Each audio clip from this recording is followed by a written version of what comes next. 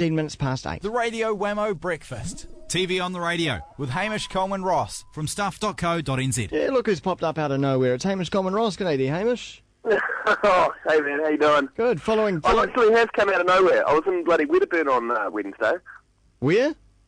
Wedderburn, Central Otago. I've never heard of it. Wedderburn. Oh, it's fantastic. You might have seen the famous Graham Sydney photo of the Wedderburn railway shed in the stark, bleak snow. Okay, yeah, right. Yeah, right. I went to that shed on Tuesday night, and then had to leave on Wednesday morning, unfortunately. It was a beautiful, beautiful place, but I'm going back. Because you've been following Hillary Clinton around.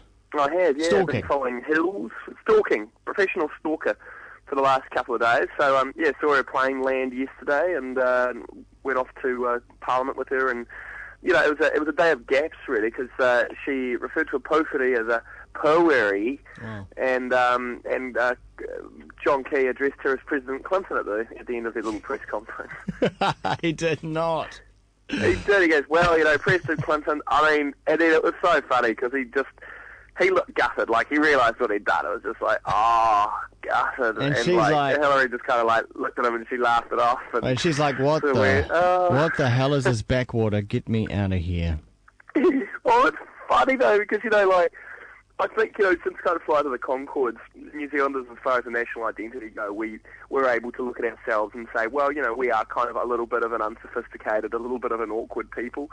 And it's obviously, you know, that would be correct for our Foreign Minister and our Prime Minister as well. And, you know, I've got to be honest, I don't mind JK too much. He's a funny old bugger, but, oh, geez, you know, getting the name wrong of the Secretary of State, that's up there. It was a great gaffe. And what about Tom? Because I saw you making some commentary on what she was wearing yesterday. Were you impressed with her fashion? Well, we had a bit of a brown suit number, and then we had the black dress and the white pearls for the signing of the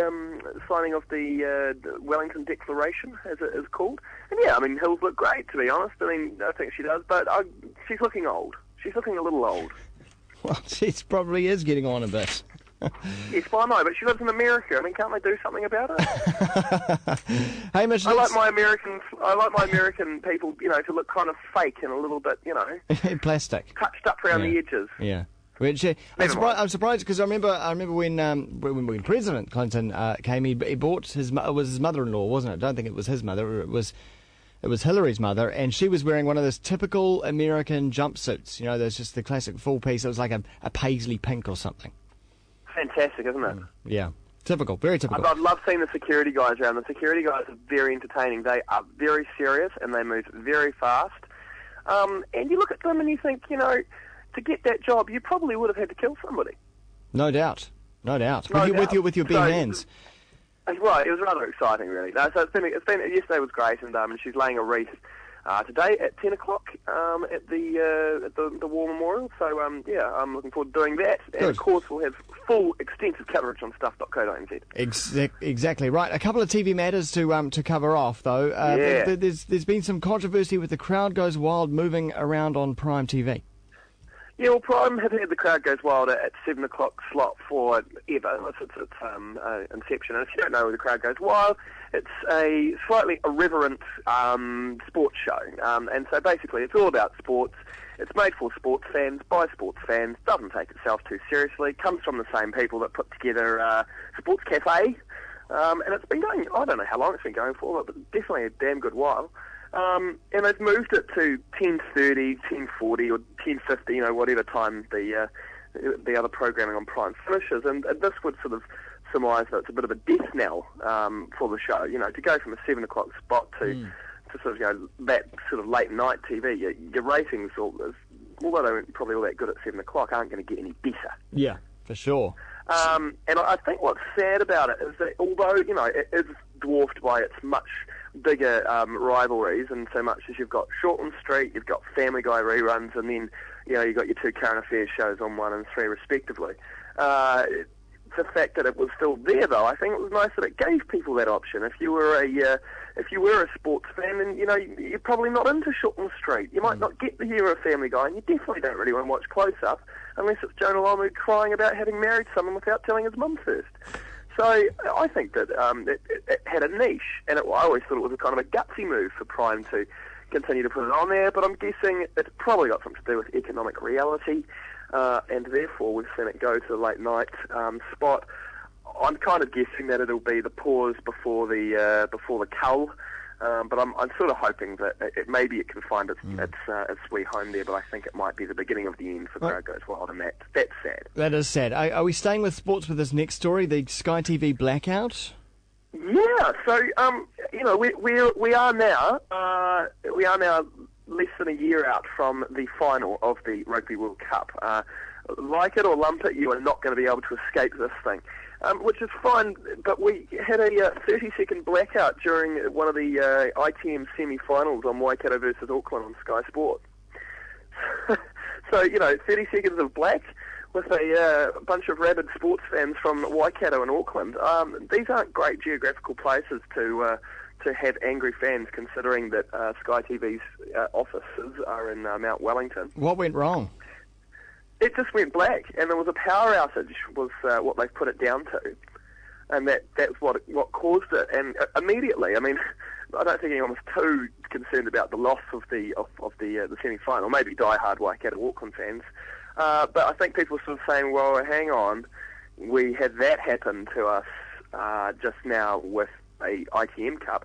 What about next year when we've got the Rugby World Cup?" Because don't forget as well, we'll be providing the service for around the world. Yeah. New Zealand really is on show, and so are our television broadcasters. And Sky TV will be flying that flag, and I just don't think we want to give anybody an opportunity to kind of be like, "Oh, New Zealand can't even get that right." I'm sure when the screen goes black during a rugby game, it does seem like the world is coming to an end. Oh, I mean, can you imagine? It just must have been horrific. So, to all Waikato and Auckland supporters out there, I share your pain, but Sky have said that there will be things in place. They have taken the precautions, and it won't happen again. Very sorry, smack on the hand. Finally, Hamish, this is a bit of fun. Thundercats coming back. Yeah, Thundercats is coming back to Cartoon Network in the States, so that would probably ultimately mean we'll get it here on Cartoon Network, or maybe one of the networks will pick it up. But what's interesting, for those who remember Thundercats, Snarf will be there. Oh, great. Now, they said for a start that Snarf wouldn't be there, and Thundercats fans sort of turned around and said, "Oh, but you can't have Thundercats without Snarf." No. And they said, well, when we announced that we were doing the show, we did a bit of research, and we said, what was your favourite thing about Thundercats? And, there's all sorts of things, and what was your least favourite thing about Thundercats? We went, "Oh, Snarf." And so they said, he is a polarising character. But what they've worked out is they will have Snarf, but he won't say a lot. He'll keep quite quiet, but he'll be there. Well, boy, we've come a long way, though, haven't we? Because I remember Thundercats back in the day, it was played during What Nows back in the 80s, and then it was taken off because it was deemed too violent. A cartoon, too violent. Well, that brings up a whole other quandary, because I remember when Teenage Mutant Ninja Turtles came. And, literally, that was the end of the world. And it was hot on the heels of The Simpsons coming, which was also the end of the world. Yeah.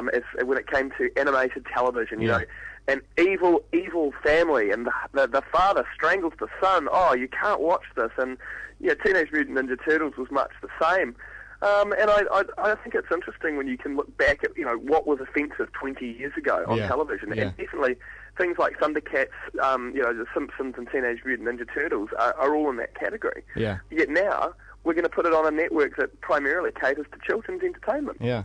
Interesting stuff. So, all right. Thundercats producers have said that it will be a darker version than you remember as a kid, but it will have a less complicated mythology. Okay. Good-o. Thanks very much, Hamish. No worries, Screen. Catch you around. That is Hamish Coleman-Ross. Check him out on Twitter as well, twitter.com/Hamish.